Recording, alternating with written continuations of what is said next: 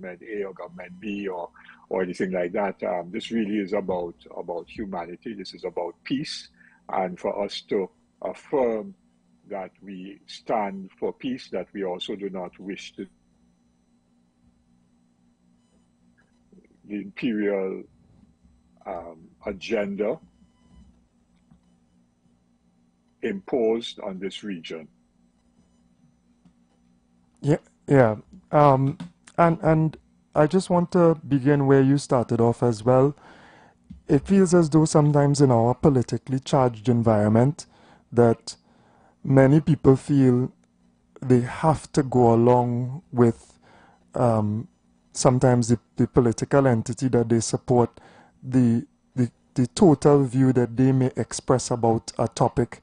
And I have been one caught in that dichotomy because there are so many things that I appreciate about this government, but in terms of where we are internationally and in particular regionally with this conflict, I see so many of the signs of imperialism, as we spoke about, and also at the tender age of 40, I don't know if it's so tender, I would have had these experiences as looking at the news in Iraq uh, and other places where war was justified by just total fabrications and war that resulted in the death of hundreds of thousands of people and the continued instability of those countries.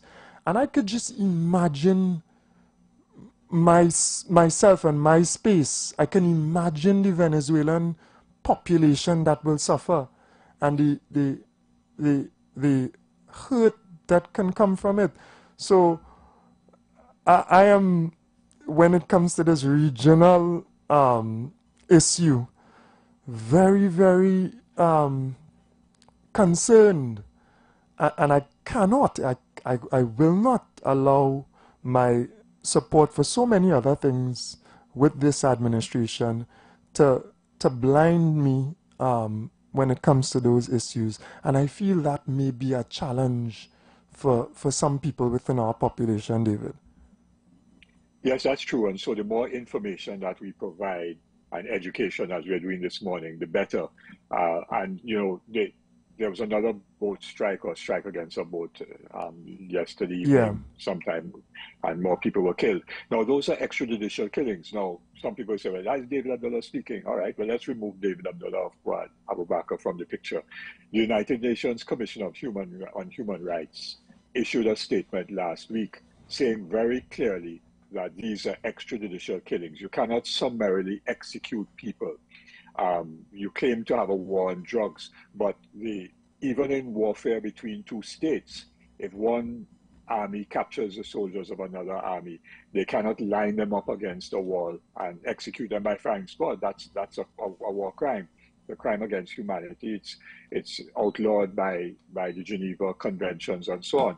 So um, even assuming that these three persons and no evidence has been provided that these persons who were killed in these boat strikes were engaged in illegal activity. You do not kill people who are engaged in illegal activity. You arrest them. You seize the vessels. You seize the evidence, assuming there's evidence on board. That evidence is taken to court. The persons who are arrested are taken to court and they're tried. And if found guilty, they're sentenced and they do the time appropriate to the crime. That is the way it has to be done. And that is what has been happening over the years. The Coast Guard, US Coast Guard will stop vessels, they search and so on. Our own law enforcement agencies stop and search and seize drugs and arrest people. And that is what has to happen. You cannot just kill people without evidence, without trial. Those are extrajudicial killings and are wrong and are a crime. And so we have to speak out against it, because if you support extrajudicial killings and you say, well, that's some other country doing it, then really you're saying that those extrajudicial killings could be done here in Trinidad and Tobago as well. And we cannot allow that to happen. So that is at the one level. The second level, you know, one of the early boat strikes Trump was boasting and saying that, so much fentanyl was destroyed that would have killed 25,000 American lives. Of course, fentanyl does not come this way at all, right? Fentanyl is not produced in Venezuela, not produced in Colombia. Most of it, according to all the reports, is produced in Mexico and goes from Mexico into the United States. So that is not one of the issues. When you look at the United Nations report on crime and drugs, and the American Drug Enforcement Agency's own report, both of which were published a few months ago. And so it's up-to-date information, up-to-date analysis and research and data.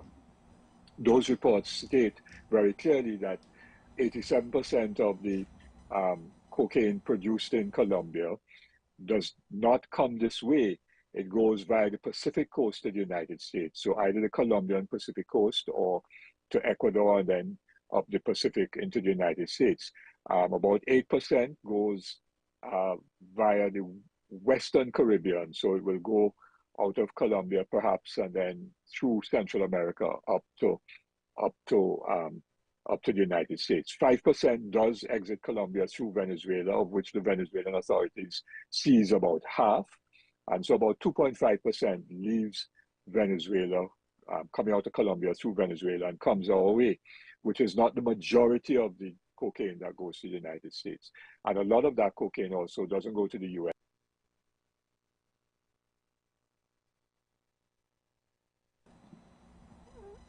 Just lost you a Sorry. little bit Yeah, there. sorry. Yeah. Yes. Yeah, sorry. Yeah. So most of the cocaine that comes our way actually does not necessarily go to the US. A lot of that goes to Europe. But it does create a problem for us here in Trinidad and Tobago and elsewhere in the Caribbean. And so, yes, we are against narco trafficking. We are against arms trafficking. We are against trafficking in people. But the way to deal with it is not to execute people in that way by attacking their boats. So we have to put out the information and deal with it. The guns that come into Trinidad and Tobago that are used, the AR-15s and all of the handguns and so on, they don't primarily come out of Venezuela. They primarily come out of the United States. And the big arms busts that have taken place at Piaco and at various bonded warehouses, those guns that have been seized by customs and the police and so on, those have been shipped out of the United States. So the US has a problem of exporting guns to us. Does Yeah. that mean that we could engage in a strike against a vessel or a plane that is transporting guns into Trinidad and Tobago? No, we can't do that. You have to try and get the evidence and arrest people. Recently, one Trinidadian who was involved in football and coaching football and so on was arrested, I think, in Jamaica, extradited to the United States for gun running into Trinidad and Tobago, because the guns came from the US. So the US is also part of the whole thing. And we have to understand what we call long time, well, you probably not, you weren't around when that language was being used, but gunboat diplomacy, which was because the US is militarily powerful. They think they have the right to go into any country in this part of the world and invade it and kill people and bring about regime change and so on.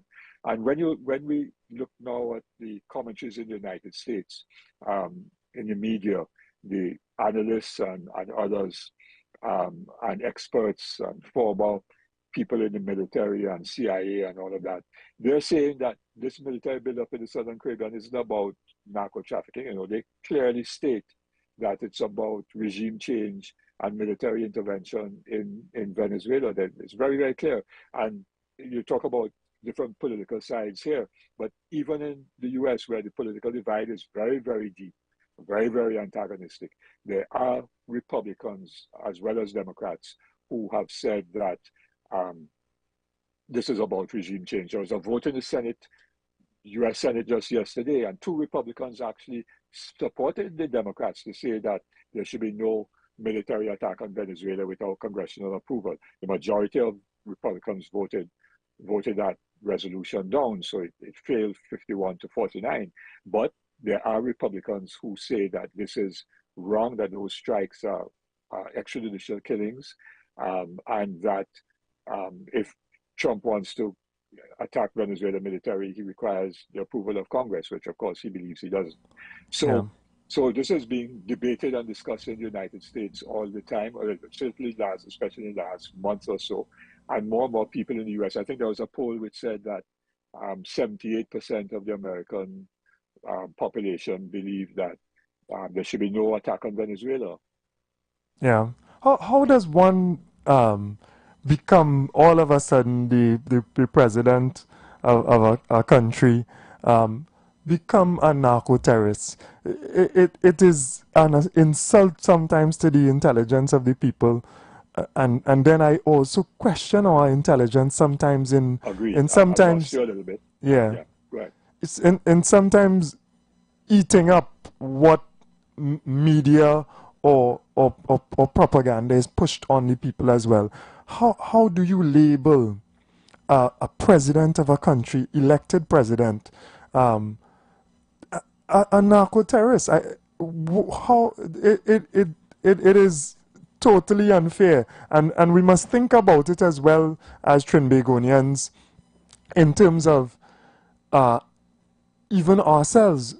Someone with the power and the ability to manipulate media and to speak in the public light just puts a label on you, and then you have to face so many other challenges. How does unilaterally a country decide they're going to put a bounty on another person's head? It really hits hard at consciousness, at the mind. And I think Trinbagonians need to think it over again, before we just foolhardily follow. Sure, agreed. And it's not only President Maduro now that has been labeled a narco trafficker or a narco terrorist. The president of Colombia, Petro, has also been labeled that by Trump. And of course, he sanctioned Petro by revoking his visa and so on to enter the United States, because Petro, when he was at the United Nations General Assembly, supported an activity in New York, I think it was, in solidarity with Palestinians who have been the subject of genocide. So, the United States and Mr. Trump in particular thinks that because they have economic power, they have military power, that they can be bullies and that they could do whatever they want and get away with it with impunity. And of course, the United States is not a signatory to the International Criminal Court. No, we have a vested interest in the International Criminal Court because it came into being as a result of the tireless efforts, lobbying, advocacy by former Prime Minister, former President of Trinidad and Tobago, A.N.R. Robinson. And you don't have to like Mr. Robinson's politics or anything like that, but he did make us a very signal international contribution, which was to lobby for and get the International Criminal Court established by the Statute of Rome. And the majority of the countries of the world have signed on to the International Criminal Court. Israel has not, neither has the United States. But South Africa, supported by a number of other countries, but South Africa took the lead in this, did take Israel to the International Criminal Court for crimes against humanity, war crimes, and so on. And the International Criminal Court actually now has a warrant out for the arrest of Benjamin Netanyahu as a result of the work of South Africa before the ICC. And of course, Netanyahu may never face trial because he'll always remain in Israel or go to the United States where the US will not arrest him. But he can't go to other countries. Yeah. And so we have to recognize that somebody may very well take Trump and the US to the International Criminal Court for these crimes against humanity, for war crimes, by killing people with these boat strikes. And you're right, Fuad, when you talk about what war does. There's loss of life, of course, which is horrible. The majority of people who lose their lives in war are women and children, especially when you get these kind of arbitrary bombings and so on. And then you get displacement, families get dislocated, they're displaced, people flee war zones, and they become migrants and seek refuge in other countries. And one of the places they will come is Trinidad and Tobago, yeah, or Colombia, elsewhere. And then there's the economic problems. I mean, already our fisher folk are being affected by what is happening. No war has yet broken out, right, except for the boat strikes, which are illegal. But our fisher folk are affected. In fact, even the Prime Minister said 2 days ago that telling fisher folk in Tobago, don't go far, don't go far, Yeah, you know. yeah, So, so our fisher folk have lost income because if the further out they go, the better catch they get, bigger and better catch they get. And they unveiled all kind of fancy plans yesterday. But if our shipping line out of Panama Canal coming going east, or our containers going west through the Panama Canal, uh, Panama Canal route to Trinidad and Tobago goes across the Northern Caribbean, which could be a war zone. You fly on Copa to Panama to get to South America or Central America, even up to Jamaica and elsewhere, Cuba and so on. And Copa flies out of Panama, it flies right across the top of Venezuela yeah. and Colombia. Yes. So we have to recognize that tourism can be affected. Investors could be affected. If they think this is a war zone, investors will say, maybe we should think twice about investing in Trinidad and Tobago Yeah, and so on. there's no possibility of people pouring foreign capital into a country that is unstable, that is in a position of war, even regionally, given our close proximity, that is feeling the fallout therefrom, or maybe even involved to some extent. There is no chance of development in the pains of war. And that also leads me to believe that our current administration, regardless of some of the, in my opinion, irresponsible commentary at times from some people, does not have an interest in that conflict and does not want the conflict to reach to any extent that will cause destruction whatsoever, because you cannot build, you cannot revitalize, you cannot go forward, you cannot get investment.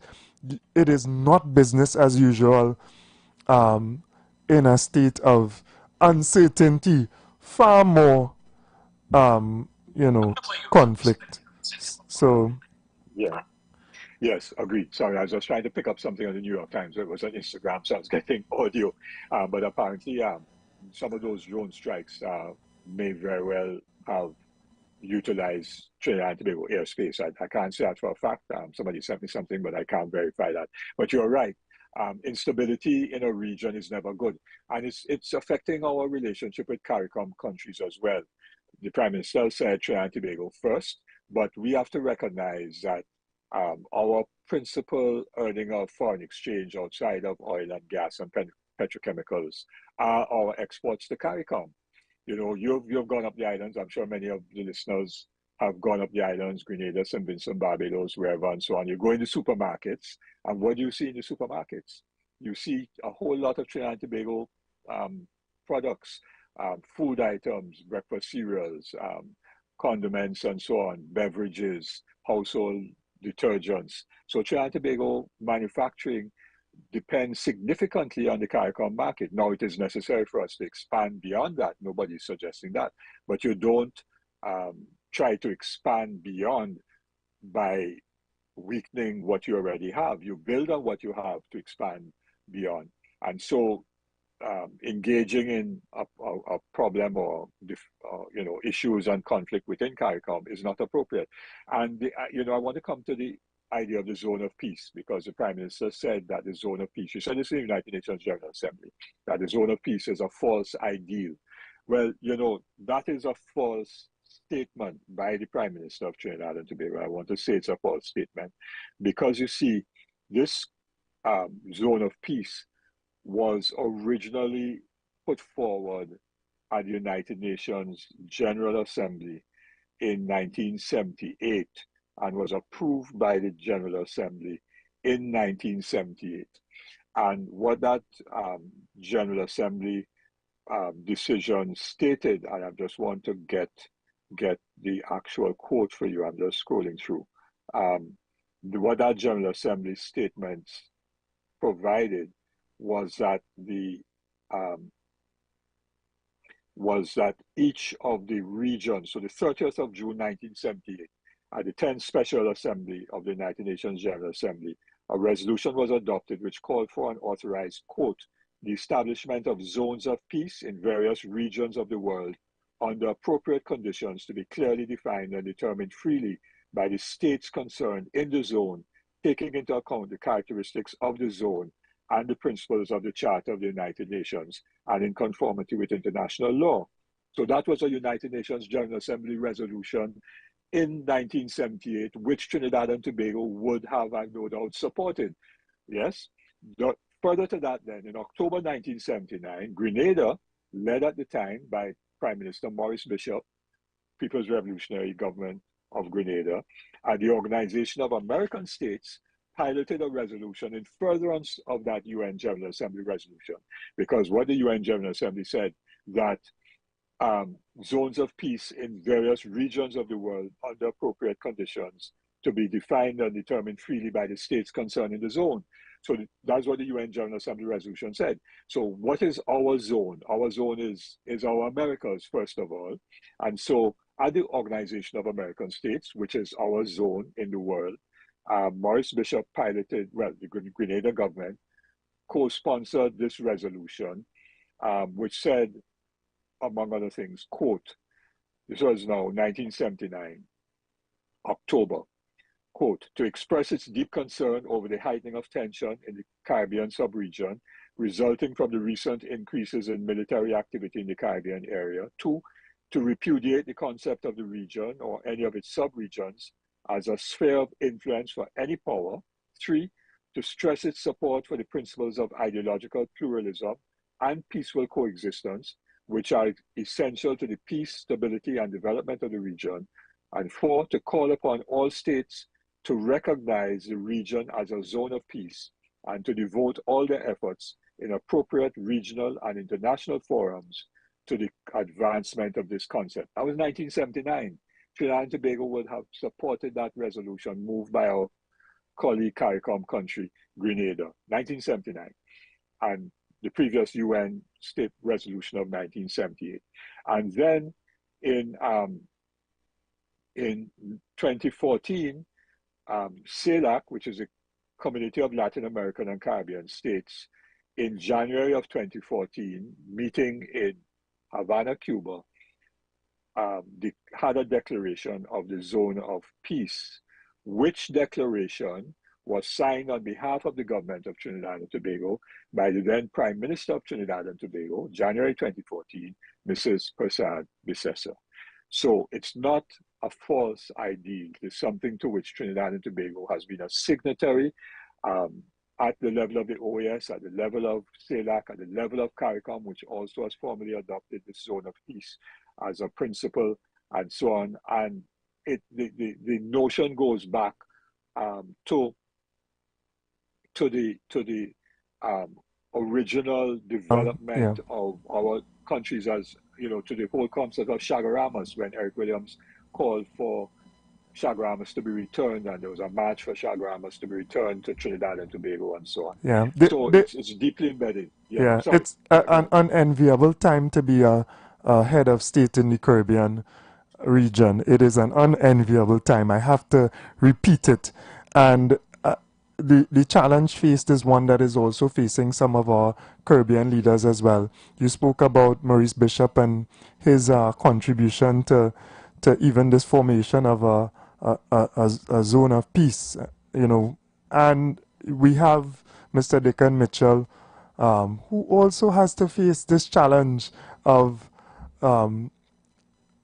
pressure to put a radar base in the Maurice Bishop International Airport.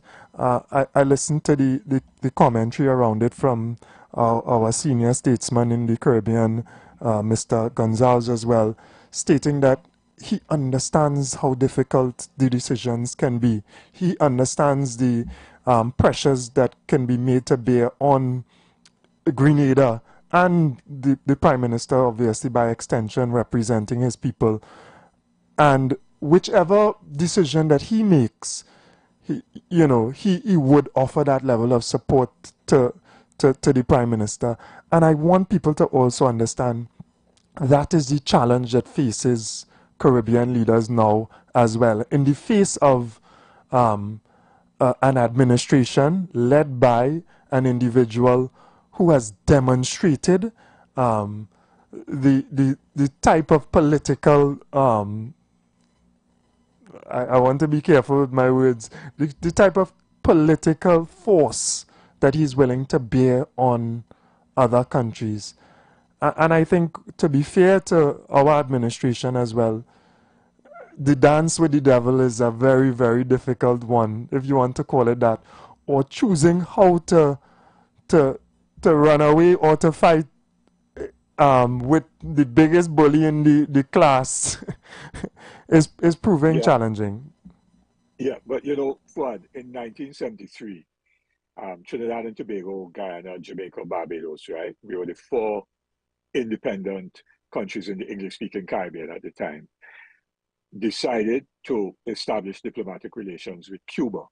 At that time, in this whole hemisphere, only Mexico had established diplomatic relations with Cuba. So all those big countries in South America, Central America, went along with the US position. The US was very hostile, it still is against Cuba, but was very hostile in 1973. But these four Caribbean countries, the leaders, Errol Barrow, Jamaica, Michael Manley, sorry, Errol Barrow, Barbados, Michael Manley, Jamaica, Forbes Burnham, Guyana, Eric Williams, Trinidad and Tobago, had the courage of their convictions to say that Cuba is a Caribbean country. It is a sister, brother Caribbean peoples. We have a common history of colonialism and imperialism and military interventions and so on. And they ought to be part of our engagement. And we did so. When Reagan was president of the United States, Thatcher was prime minister of Britain. They were very powerful leaders, exceptionally powerful leaders. And they supported the apartheid regime in South Africa. But our Caribbean leaders went against that and said, we are supporting the struggle of the freedom fighters, liberation fighters, the anti-racism, anti-apartheid struggle in Southern Africa.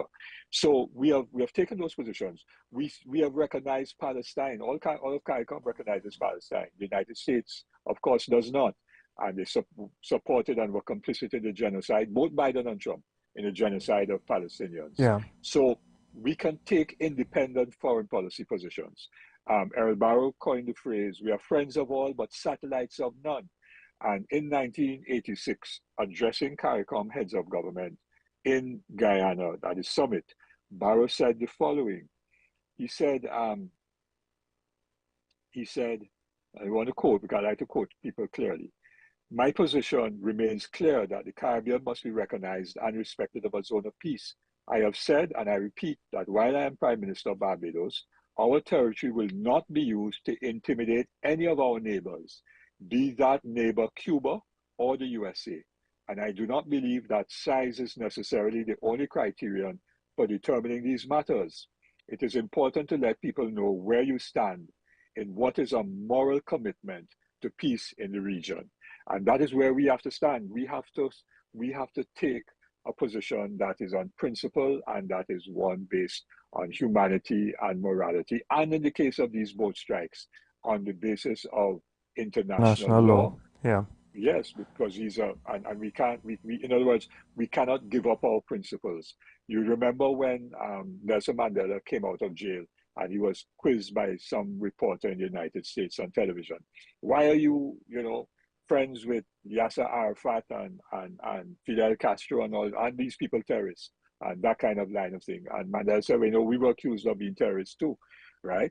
But we were fighting for freedom. But more than that, these were the people who stood with me when we were in jail and were brutalized and being killed and discriminated against Yeah. and so on. These are In our our fight friends. against apartheid. Yeah. So That's no right. one can Yeah. tell us who our friends are. Yeah. Yeah.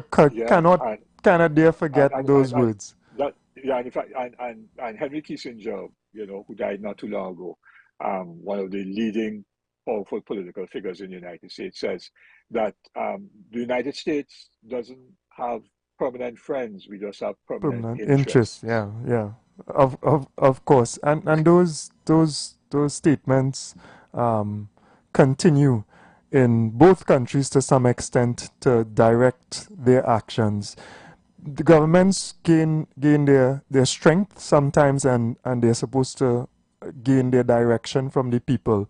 So we have this vigil for peace at Woodford Square. Tell us Yes. about the particulars so that people can come out and give that support to our administration in the direction that we would like them to go, uh, in Well, particular with reference to this situation. yeah, well, we really are sending up a message worldwide, sending a message to Mr. Trump and everybody else that we don't want to have war because nobody wins a war. We are for peace. And that is really the message. And we hope that those in authority here in Trinidad and Tobago also support that position and don't conflate security and crime in Trinidad and Tobago with the zone of peace. The zone of peace, as I've just read out and so on, speaks to no conflict between states being resolved by military action and violence. That is what the zone of peace is about. It speaks to no conflict being resolved by military action and violence and so on. Internal peace and security is something that we all want, but don't suggest that because we have, and Trinidad and Tobago is not alone when it comes to violence. When our murder rate was 500-600, Jamaica was 1,000 and 1,200, right? And that's been going on for years. I know that because I was born and grew up in Jamaica. And when I was there in the late 60s, there were a lot of people getting killed, right? Yeah. Um, so The two should not yes, be Sunday, conflated. Yeah. that is correct. So Sunday, Vigil for Peace, we have the approval of the City Corporation for the use of Woodford Square. We have notified the police in accordance with the summary offences. We don't need permission from the police for a meeting. We need permission for a march. We are not marching. We are simply gathering in the square, and we have notified the Commissioner of Police in accordance with the law, and they have communicated back with me on this matter. So there's nothing to worry about. The state of emergency does not stop us from having this public meeting. If that was so, then you can't have a set of people down on the promenade as we speak, gathering for the launch of Carnival, right? And you couldn't have had Tobago Carnival or Diwali Nagar or anything like that. So people need not fear. There's nothing to fear. Come out. We start at 5. We will have some drumming as people gather and so on. And then, of course, we have the national anthem, which will be played on pan, our national instrument. We'll have call to prayer and invocations from the Wahu shaman, the Orisha council. We will have prayers from a Hindu pundit and a Muslim imam, the all mansions of Rastafari. We will have the spiritual Baptist, a bishop will be there, a priest from the Anglican Church, and then we will have John Thomas singing Let There Be Peace on Earth. And then we have a number of statements, short statements by some of the organizing groups, interspersed with some short cultural items so that we keep the program moving. We want people to come with, of course, everybody comes with their cell phone. Make sure your cell phone is well charged because at the appropriate time, we want everybody to turn on the flashlight on the cell phone so that we'll have many lights for peace in Woodford Square. So this Sunday, 5 p.m. to 7 p.m., a vigil for peace, and we will have uplifting messages through culture. We will have prayer and reflections from leaders of the faiths in Trinidad and Tobago, and some short statements of solidarity and information as to why the Caribbean should be a zone of peace, remain a zone of peace, and why we want peace, because nobody wins a war.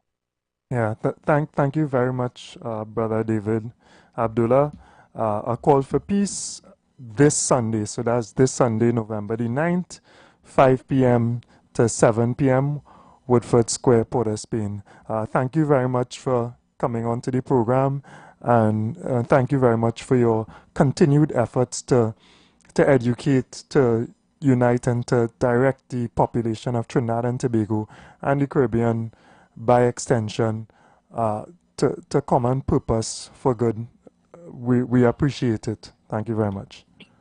Thanks for having me, and I look forward to seeing you. And tell people, share it around. I know you got the flyer because I shared it with you, so I hope that you bring out a lot of people as well on Sunday evening. Will do. Thank you very much, Brother David. Take care. Take care. Yeah, you too. Have a great day, people. Be safe. So, Trinidad and Tobago Voices of the Street, we have a better appreciation for what is taking place within our region. We have a better appreciation for the importance of our activity, the importance of our efforts towards maintaining peace in our region, not just obviously internally in Trinidad and Tobago, which we all agree is a substantial and important part of peace, but also maintaining that regional peace that is necessary. We looked on yesterday at tremendous presentations about the rejuvenation of Trinidad and Tobago and this infrastructural development that we would like to see, this futuristic vision of where we can carry Trinidad and Tobago to. All that is dashed in the wind. All that cannot be possible if we have conflict in our region. The feeling that took over so many people last week Friday, that's microscopic compared to the scale of confusion, fear, distress that can come from any real conflict within our region. So just imagine that multiplied. Imagine that feeling multiplied, rushing to pick up, your children, whatever else. And none of us, no one here wants that and wants to experience that. So let us stop playing.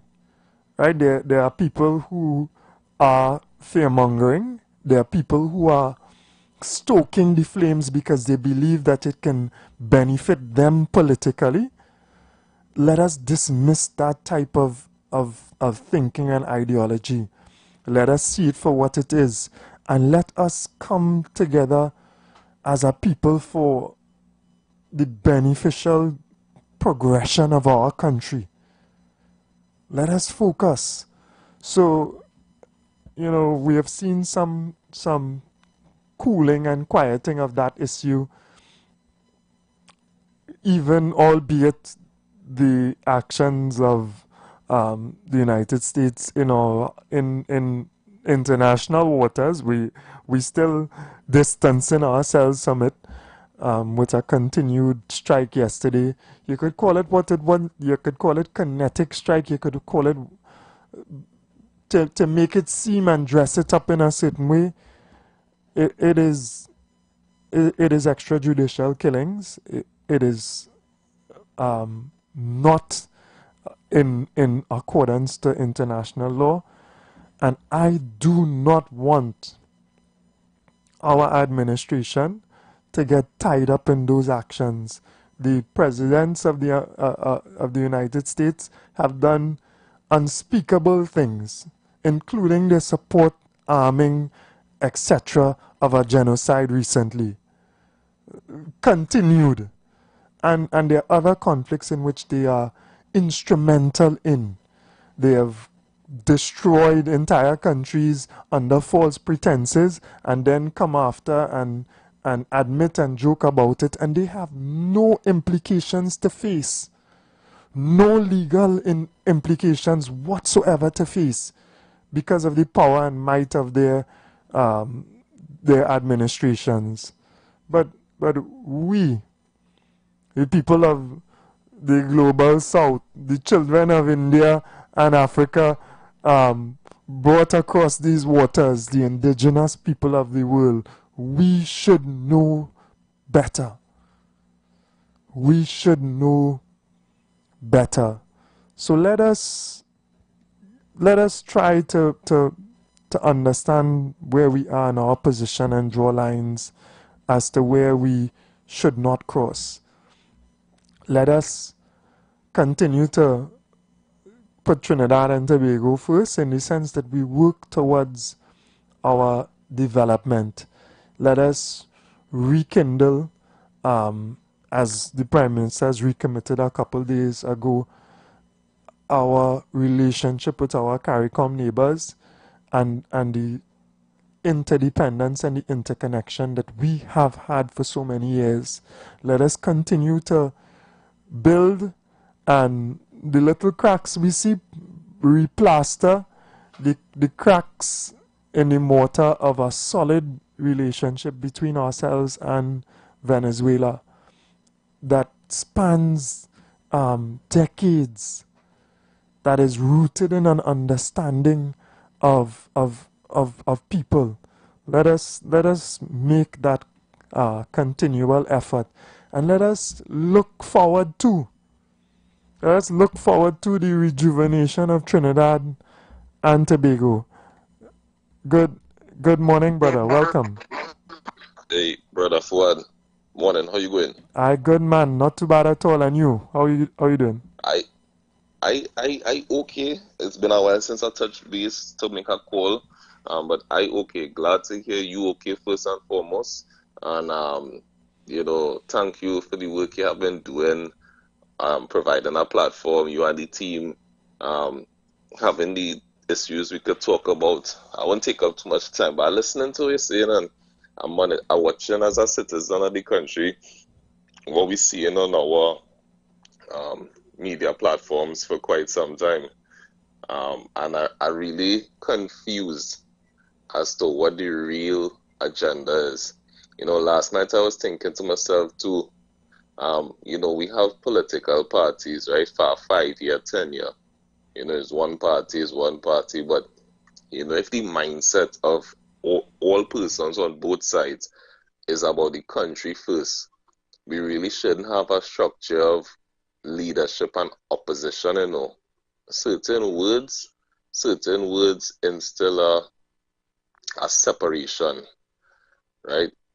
You might have, different things you might want to accomplish, but the priority is maintaining a standard of living for all citizens, equal opportunity for all citizens, equal rights for all citizens. If there's a staple, then we shouldn't have all the confusion we see in. So I will leave it there. I see you closing. Keep up the good work you're doing, sir. And I hope and I operate in a capacity. I wouldn't see it as walking the straight and narrow road, but I continue to do the right thing.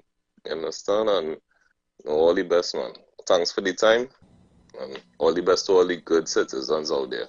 Yeah, thank you very much as well, brother. Blessings to you. Have a wonderful day. So, yeah, in the spirit of what we have in this democracy, so to speak, there is this adversarial nature. But beyond that, there should be a common purpose for Trinidad and Tobago. Good morning, caller. Welcome. Morning. Hey, morning. Let there be peace on earth, and let it begin with us. Thank you. Thank you very, very much. Let it begin with us. Let it begin with our understanding of a level of peace within ourselves, and then extend also towards others. I see on my feed as well the understanding of justice being so instrumental and important towards that peace. These people who commit these atrocities throughout the world, these people who inflict this desire for domination and power and uncontrollable desire for wealth, they are not at peace with themselves, right? Their spirit and their soul is not at peace with themselves.